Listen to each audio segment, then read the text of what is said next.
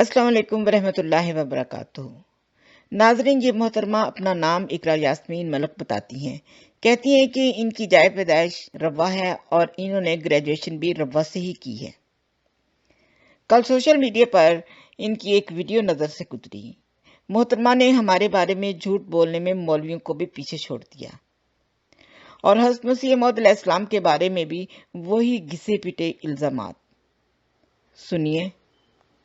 आज इस वीडियो के बनाने का मकसद चंद अहम हकाइक आपके सामने लाना है। ये वो शख्स है जो कि अंग्रेजों का एक ब्रांड है, जो कि एक दज्जाली फितना है, जिसको सोचे समझे मंसूबे के तहत मुसलमानों के दरमियान लाया गया और इसका मकसद सिर्फ ये था कि मुसलमानों से खौफजदा थे अंग्रेज और वो चाहते थे किसी तरीके से उनके जहनों से जहाद का कंसेप्ट जो है वो खत्म कर दिया जाए और इस मकसद के लिए गुलाम अहमद कादियानी को इस्तेमाल किया। और मोहतरमा, अभी हाल ही में जो कुछ फलस्तीन में हुआ, कितने लोग पाकिस्तान से जहाद करने गए?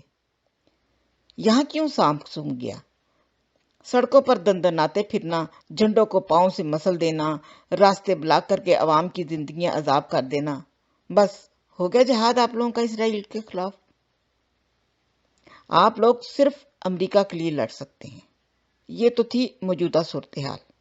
अब जरा माजी की तरफ भी झांक लें। 1857 की गदर में अंग्रेजों के खिलाफ जंग में तुम्हारे उलमा ने फतवे दिए थे कि अंग्रेजों के खिलाफ जंग हराम है। तब तक तो जमात अहमदिया कायम भी नहीं हुई थी। तुम्हारे तो देवबंदियों के मदरसे तक का इफ्तिताह अंग्रेजों ने किया था। तुम्हारे सारे उलमा अंग्रेजों से मरात लेते रहे हैं। पहले अपनी गिरेबानों में तो झांको। और हमारा किरदार ये है कि पाक फौज में हमारे अहमदियों ने अपने मुल्क के लिए बहादुरी के जो कारनामे सर अंजाम दिए और जाने दी, वो किसी से ढकी छुपी नहीं।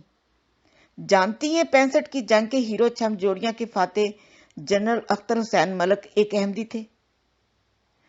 और तुम लोगों की हकीकत ये है कि जब ये कश्मीर फतह करने के करीब थे तो इनके हाथ से कमान लेकर जनरल याहिया के हाथ में थमा दी गई थी।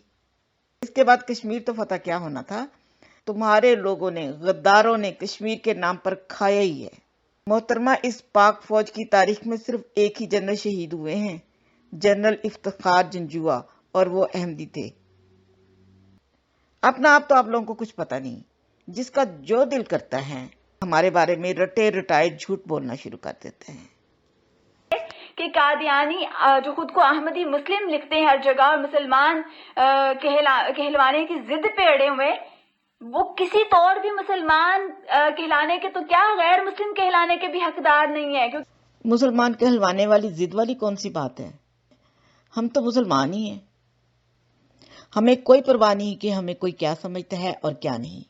हम तो दीन के मामले को अल्लाह और बंदे के दरमियान मामला समझते हैं। किसी दूसरे इंसान का तो इसमें दखल ही नहीं समझते। आप लोगों को अपने आप को मुसलमान साबित करने के लिए सर्टिफिकेट की जरूरत होती है।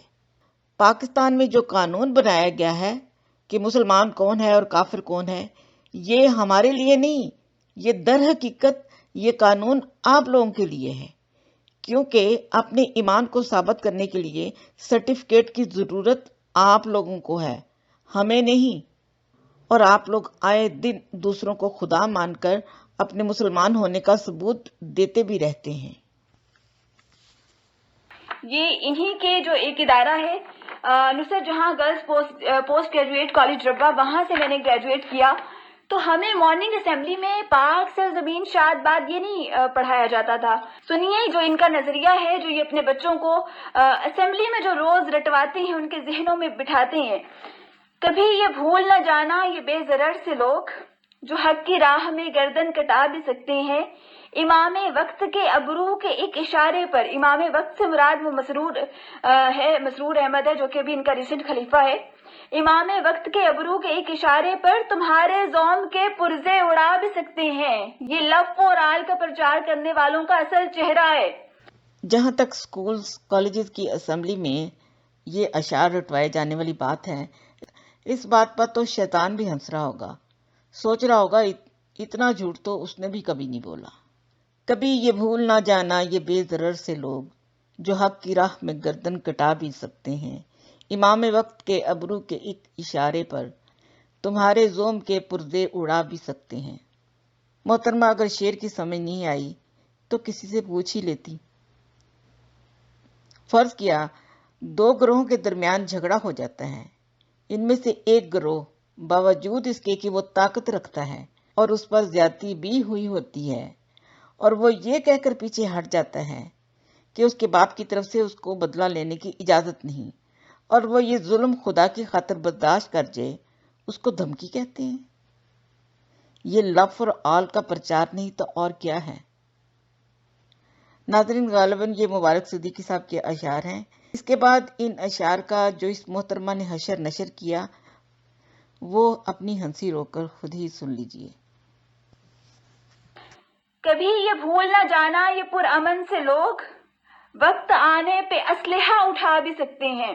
امام وقت کے چہرے پہ جو ملال آئے تمہاری 7 نسلیں مٹا بھی سکتے ہیں۔ یہ قادیانی دھمکا رہے ہیں، دھمکی دے رہے ہیں، اور سمجھ سے بالا تر ہے کہ ہر چوتھے روز جو ہے، ہر چوتھے مہینے کسی نہ کسی کو ہمدردی کا بخار چڑھ جاتا ہے۔ کبھی قادیانی کو عہدہ دینے کی بات ہوتی ہے، کبھی ختم نبوت کی مہر کو چھیڑ دیا جاتا ہے، اس میں ترمیم کی جاتی ہے، قانون میں اس کی بات ہوتی ہے، کبھی جو ہے وہ ان کو اقلیت کے حقوق دینے کی بات ہوتی ہے۔ کون سے حقوق؟ یہ آپ اپنے لوگوں کو نہیں سمجھ سکتی تو ہمیں کیا سمجھیں گی؟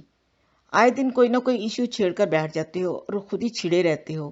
اپنا علاج کراؤ، ہمیں کیا کہتی ہیں؟ ہمیں تو آپ لوگوں کو چھیڑنے کی بھی ضرورت نہیں پڑتی۔ اب آپ لوگوں کی قسمت میں یہی لکھا ہے تو ہم کیا کر سکتے ہیں؟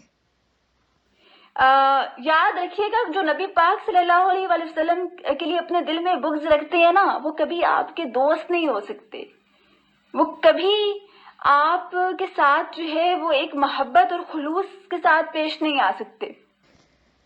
شکریہ محترمہ، آپ نے اس اپنی ساری تقریر میں ایک ہی سچ بولا، سچ کہا آپ نے۔ جو نبی کریم صلی اللہ علیہ وسلم کے لیے اپنے دل میں بغض رکھتے ہیں وہ کبھی آپ کے دوست نہیں ہو سکتے، وہ محبت اور خلوص کے ساتھ آپ سے پیش ہی نہیں آ سکتے، وہ آپ کے لو فار آل ہیٹڈ فار نن کے پیغام میں سے بھی غلط مطلب نکال لیتے ہیں۔